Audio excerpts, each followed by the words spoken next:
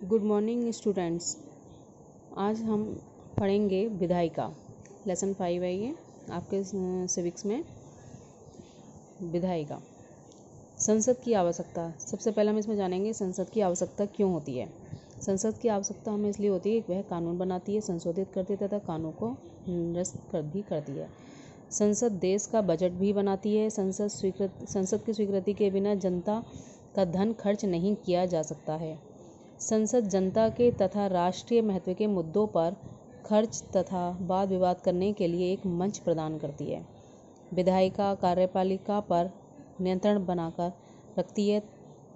भारत में कार्यपालिका जैसे प्रधानमंत्री और मंत्रिमंडल सदस्य के प्रति जवाबदेह होते हैं। इसमें संसद के दोनों सदन की आवश्यकता क्यों होती है।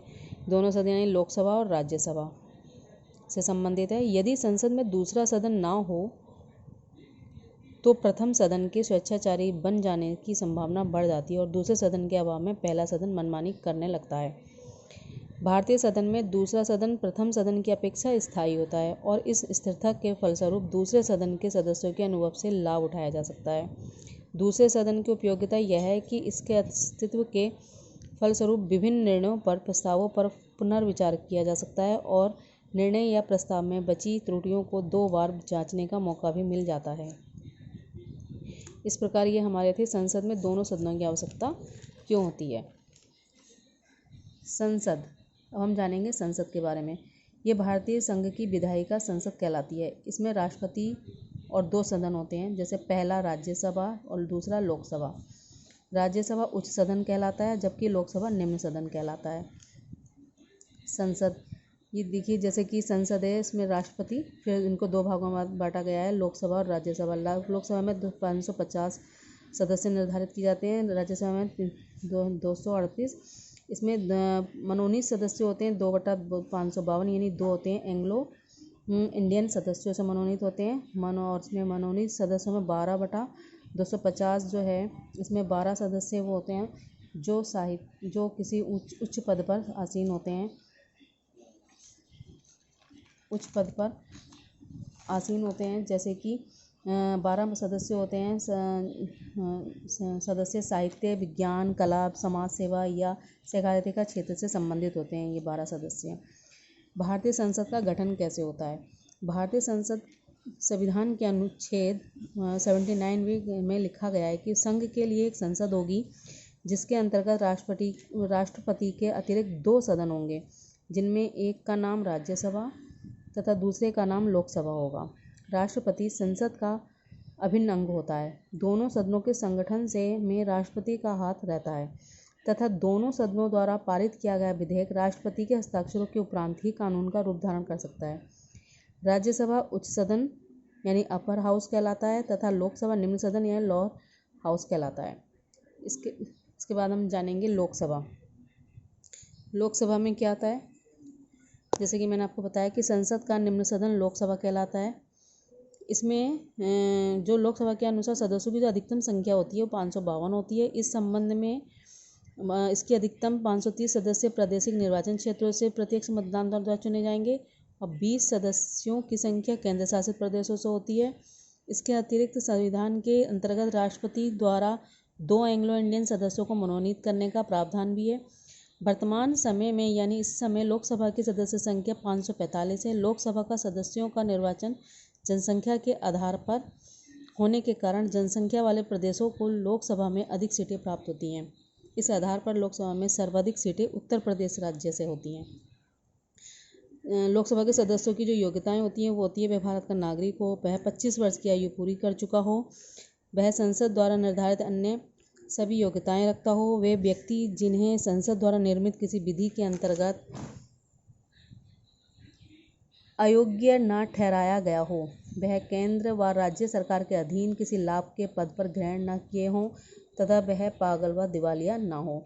इसका जो कार्यकाल होता है वह 5 वर्ष होता है, परंतु एक समय में और संकटकाल की स्थिति में इसको एक समय के लिए अधिक और असंकटकालीन घोषणा प्राप्त होने पर 6 महीने से अधिक नहीं बढ़ाया जा सकता। राष्ट्रपति 5 वर्ष की अवधि पूरी होने से पहले वह जब चाहे लोकसभा को भंग करके दोबारा चुनाव करवा सकता है।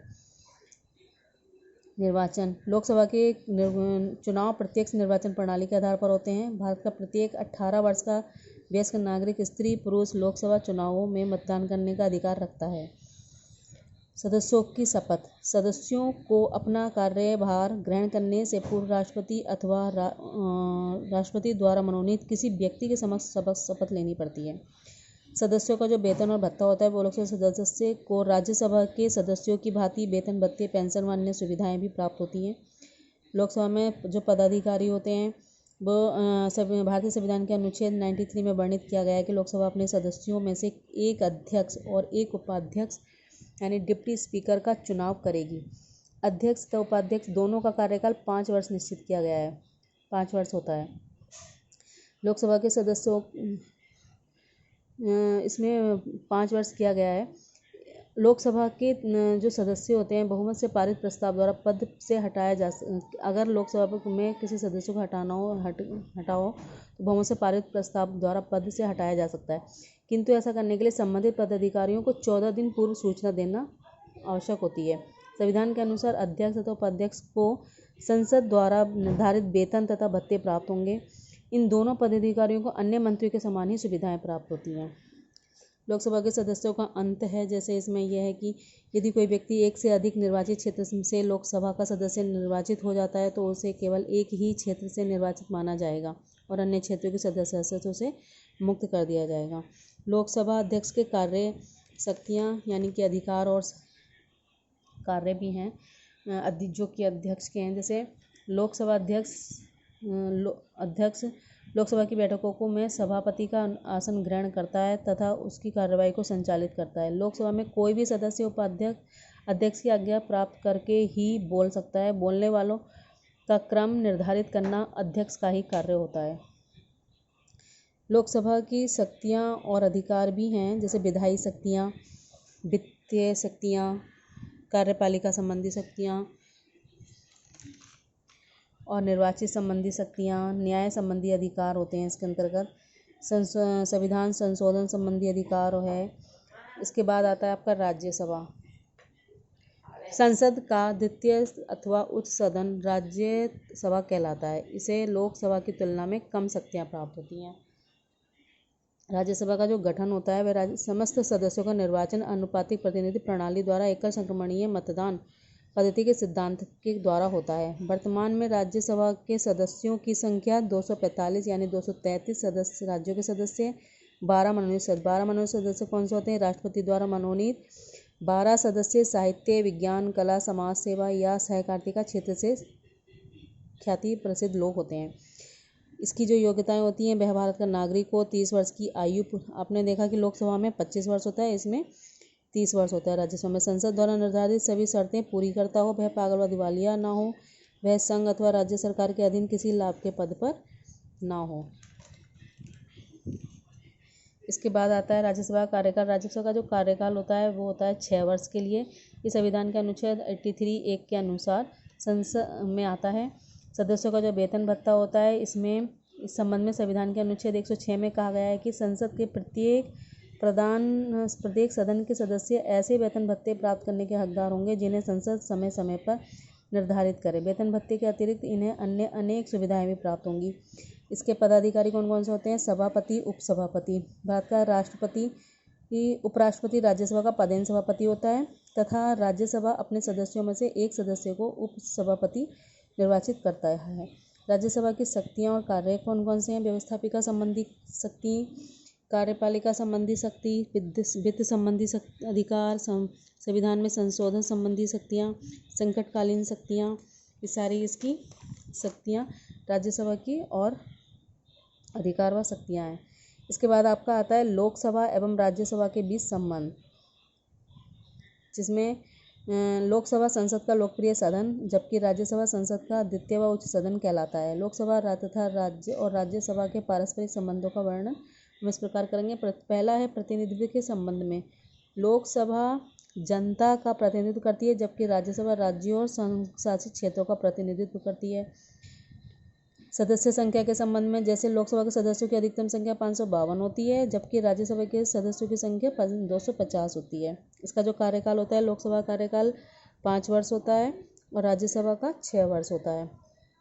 पदाधिकारी होते हैं इसमें।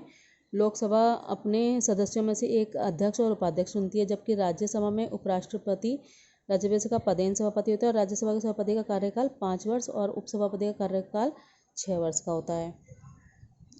साधारण विधेयकों के संबंध में, वित्त विधेयकों के संबंध में ये सारे इसके लोकसभा व राज्यसभा के बीच संबंध हैं। इसके बाद आता है आपका धन विधेयक को पारित करने की प्रक्रिया। धन विधेयक कैसे पारित होता है? वित्त विधेयक केवल लोकसभा में प्रस्तुत किया जा सकता है। लोकसभा का द्वारा पारित वित्त विधेयक राज्यसभा में प्रस्तुत किया जा सकता है।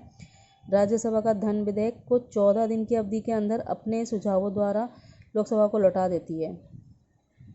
अविश्वास प्रस्ताव क्या होता है? अविश्वास प्रस्ताव संसद द्वारा कार्यपालिका को उत्तरदायी बनाने का सबसे सशक्त उपाय है। यदि लोकसभा किसी मंत्री या पूरी मंत्रिपरिषद के प्रति साधारण बहुमत से अविश्वास प्रस्ताव पारित कर दे तो मंत्रिपरिषद को अपने पद से त्यागपत्र देना पड़ता है।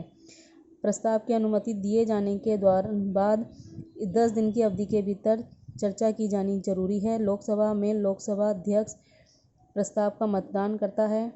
अगर अविश्वास प्रस्ताव सर्वसम्मति यानी सबकी सहमति से पारित हो जाता है तो पूरी मंत्रिपरिषद को त्यागपत्र देना पड़ता है। और अब इसमें आपको जो अति लघु और बहुविकल्पी प्रश्न करने हैं वो आपको अपनी बुक से, जो पाठ्यक्रम जो आपके जो स्कूल में लगा है उसके अनुसार इस चैप्टर से आप अति लघु व बहुविकल्पी तैयार करेंगे।